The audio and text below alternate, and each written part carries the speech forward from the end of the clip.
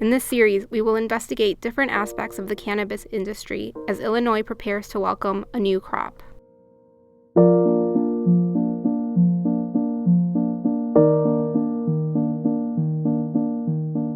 As Illinois prepares to issue its first medical marijuana licenses for seriously ill people seeking to use the plant, the Chicago Sun-Times visited a dispensary in Denver to find out what we can expect in Illinois.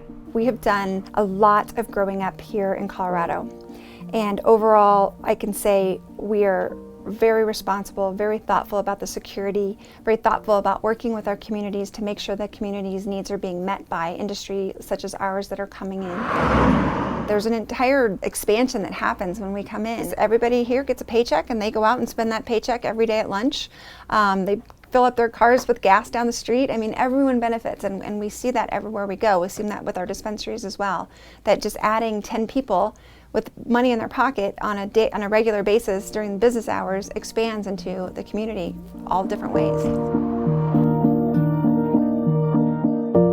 Just because there's a dispensary opening down the street doesn't mean that there's just going to be all of a sudden a surge of robberies. The stats just don't show that. And ultimately, a lot of the reasons why that is because we are very secure. We have several cameras outside, we have multiple cameras inside.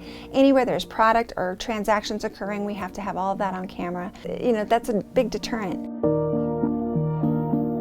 You know, what I would recommend to Illinois law enforcement is when these businesses open, go into these businesses just like you would your liquor licensed establishments and do routine checks and get to know the business owners and the employees. My experience has been the legitimate business owners are very comfortable with law enforcement coming in, and they welcome law enforcement coming in and taking a look around. Right now we're standing on our recreational side. We basically run two separate stores under one roof. When I have a customer come in, I just kind of want to see how they want to feel and see what effects they're looking for. I've got a lot of experience in medical cannabis and recreational cannabis as well. So it's pretty easy to tell where somebody wants to go. If somebody wants to feel a little bit more stimulated, I'm going to point them in the direction of a sativa. If they want to feel a little bit more euphoric, I'll go with a hybrid. If they want some like pain relief or nice and relaxing, I'll send them to an indica. And then I'll let them pop the tops and check them out for themselves, and then we'll show them our prices. You can possess up to an ounce. Anyone can. Even if you're out of state, you can possess up to an ounce. But I can only sell you 7 grams at a time if you're an out-of-state person. That's per shop per day. So this is the medical side. They're tracked from the state from seed to sale. So a radio frequency tag that the state can track each product. Sometimes our strains are pretty different. Triangle Kush is an original Kush from Florida. This is definitely going to be for more pain relief, more relaxing, and this one's going to be for getting out of bed. This will be a motivator. It'll get you stimulated and the blood flowing. Sour Diesel Deep Chunk. Sativa dominant hybrid. It's going to be good for midday euphoria. It's going to start really relaxing but finish in the mind, so it kind of has the best of both worlds.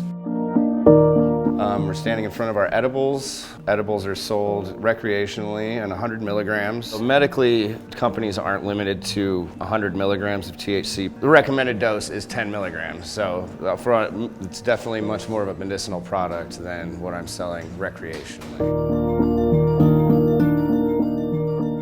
Edibles is just a different way to consume THC. Anything that's food-based, you can typically infuse. We do 10 different flavors of chocolates. We do gummies. And we do a Makiba bar, 10 seeds and nuts, more like a granola bar. Edibles have primarily become used, especially in the medical side, for pain relief, anti-inflammatory, sleep, seizures and epilepsy and cancer, obviously, appetite, to increase people's appetite. We tell people now, if you want to be high now, don't grab an edible. People will eat an edible, they taste good, they don't wait the allotted time for the medication to kick in.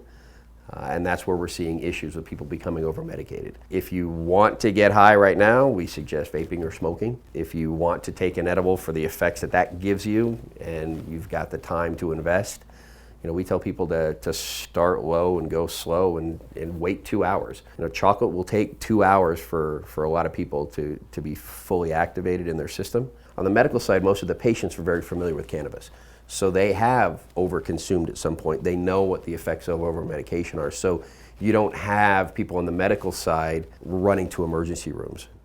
What we're seeing with edibles, you can smoke marijuana and you generally know what that reaction is going to be when you smoke marijuana. But when you are consuming an edible, particularly if you are somebody that hasn't used marijuana in the past, you don't necessarily know what that reaction is going to be, and there's a delayed effect. Our new bar molds are actually going to have the milligrams of THC marked into each piece. So even if it comes out of the package now, you know, because those are some of the arguments that we're hearing, is if these things get out of the package, people don't know that they've got THC in them. Okay, granted, we understand that. In our minds, it should never come out of the package. It should come out of the package, you should break off a piece, it should go back into the package. You don't go home and pour out all your prescription drugs on the counter and leave them there, right? In our mind, this should be treated like medicine. It's going to be a medical product in Illinois. So we are doing everything we can on our end to make sure that the products are safe, that they are labeled correctly, that they are marked if they become separated from their packaging. Consistency, that's our biggest selling point, is having a consistent product. In my opinion, that's the best way to medicate now, because you know exactly what you're getting. So if you're taking edibles as medication, it's the perfect delivery system, because you know when you're smoking or vaping, you don't have that sort of control. What the ultimate goal is for Colorado, and I think the rest of the country, is to pull the customers away from the black market, away from unregulated cannabis, away from dangerous situations, and make it legal and safe.